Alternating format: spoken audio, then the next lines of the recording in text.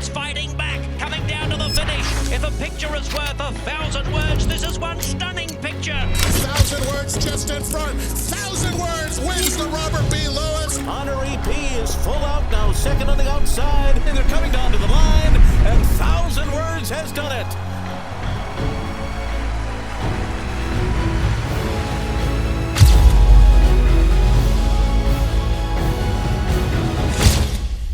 Dan Oman, Mike Beer kicking off the late pick 4 at Belmont on Friday with the Belmont Gold Cup. We're only going 2 miles on the turf. Our coverage is presented by Spendthrift. Let's take a look at this field. As is to be expected, there are several European entrants in this race, and they should relish the distance. Yeah, this race really does come all down to distance at the end of the day, Dan. Who's going to see out the 2 mile trip? We do have 2 horses drawn to the 2 inside posts. We already know they can handle it. Let's throw up the Timeform US Pace Projector, and let's also take it with several grains of salt. It's a 2 mile race. Lots of things are going to happen. I don't think the pace will be especially quick. I think the 2 of Bond has got to be close. Yeah, that's how I looked at it too. The pace projector does not have him on the lead at the pace ball, but I think that's where he's going to be. The number 1 Loft comes in from Germany. Now, maybe the German horses aren't as classy as their French, British, or Irish counterparts, but they have a tremendous amount of stamina, and they're used to running without Lasix. Loft won at 2 miles last time out, and you were impressed. It was a pretty serious performance when you go back and watch it, Dan. He did get a perfect trip in that race, and maybe at the end of the day, it was just the right spot for this horse. He also ran really, really well. 2 miles off the layoff in that spot. It's interesting to watch those races, though, over that track, because they put the fractional times up there as the race is developing. Last 3 furlongs for Loft in that race, 11 and change, 11 and change, 10 and change, and he sprinted through the wire. The distance is no problem for this horse. The distance is no problem for this horse, and just think it was his first race as a 4-year-old. Yeah. He still might actually have some improving to do, and there's a lot of confidence by these connections shipping overseas. Aban is the number 2. He won the 2 mile 8 Challenge Jerkins. Automatically, when you win that race, you got to be pointed to this. He did come back and win the Grade 3 McKnight going 1.5 miles using his good tactical speed. Now, last time out in the Man of War, he was probably in a bit too tough. Yeah. He had a good trip on the lead. He just wasn't as good as the likes of Highland Chief and Gufo and Breeders' Cup Turf winner Yabir. So drop in class, stretch back out in distance, like his speed. Yeah, and maybe just a pretty significant drop in class too. That was a good field last time in the Man of War, and at the end of the day, they did put him on the front, but Highland Chief just never let this horse get a breather, pressed him all the way, and Aban was no match for that horse. Even 2 starts back when Gufo beat him, kept close to a pretty solid pace that day. This horse is okay. British Royalty, what a game this is. Claimed for $40,000 in July, became a classic winner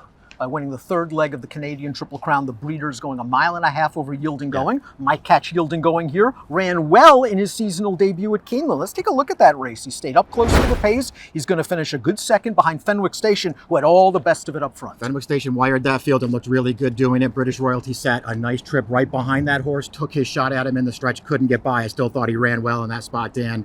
And I liked some of his races as a 3-year-old last year. I think the distance is okay for this horse. These connections lost him for 25, and less than 2 weeks later, they went in for 40 and got him back. 4th place horse in the last race returned to run 2nd in the Grade 3 Louisville with a 94 buyer. Joel Rosario retains the mount. Also in overseas is the number 4 Outbox. Now, Outbox was always okay, never really a group class horse, but A, they put blinkers on, B, they found a great spot in Cutter. This horse won a gigantic purse race that day. Yeah. Since then, okay, although the last race didn't break well, but didn't run.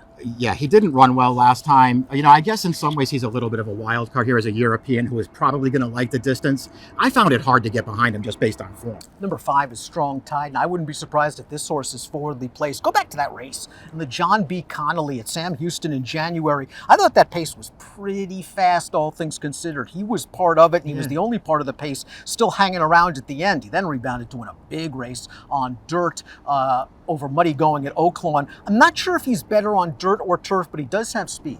Yeah, he does. It feels like he could be forward in here. I'm not sure if that's a good or a bad thing, Dan, because it feels like that's where a couple of other horses are going to be in this race as well. And at the end of the day, I just don't know if he has that one race you can point to and feel like, yeah, he's going to beat this field. Sabolian, I think, is still improving. He is a relatively lightly raced 5-year-old. He finished 4th in the Louisville last time out, going 1.5 miles. Maybe that trip didn't exactly work out for him. Yeah, that's how I looked at it, Dan. I really feel like he had an excuse that day. And all in all, I thought he ran pretty well. I felt similarly about his race 2 starts back off the layoff. I just don't really feel like he got room at the when he needed it in that race, and I still thought he ran really well. It's interesting to go back and look at some of his races from last year, Dan, because He's the kind of horse where I think you really have to time it right with this horse. You can't hit the lead too early with him because he won't finish. But if you wait and get clear at the right time, he will be there at the end. I like the trainer Safi Josephs wheeling the 7 Novo Soul back in 3 weeks. He was probably disappointed a little bit by the performance in the Grade 2 dinner party. He was in against a pretty good horse in Set Piece, who's probably one of the better middle distance turf horses in the country.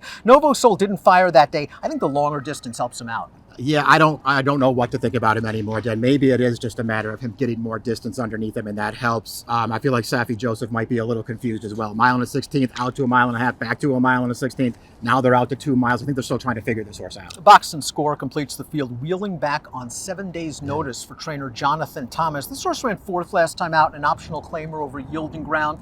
Kind of saved ground early in and among horses on the turn. Really didn't have a bad trip. No. Was running at the end. This horse, to me, I think, distance is the key. Just look at his pedigree. He's by Lemon Drop Kid. He's a full brother to a stakes winner at a 1.25 miles. Yeah. He's a full brother to a Breeders' Stakes winner at a 1.5 miles. The second dam won on turf overseas at a 1 9/16. He's obviously got to step up his game, but I think the distance is good for him, and he's still relatively unexposed. Yeah, and more than anything else, it does sort of feel like maybe he's just finally in good form right now and back in racing shape, because there's a lot of layoffs with this horse. They could never get a real campaign out of him. Now he's making his 3rd start, and they're back quickly to make this one, so I think that's a good sign. Time for our top picks for the 2-mile Belmont Gold Cup. You were taken with the German horse. Yeah, I think this is a great spot for this horse. I really liked his run off the layoff last time. I'm going to take this horse on top and hope that he doesn't take a ton of money in here. I'm all 1-6 in this race. I have enough trouble with 6 furlong dirt races. I want a price in a 2-mile turf race. I'm really intrigued that a good trainer like Jonathan Thomas is wheeling Box and Score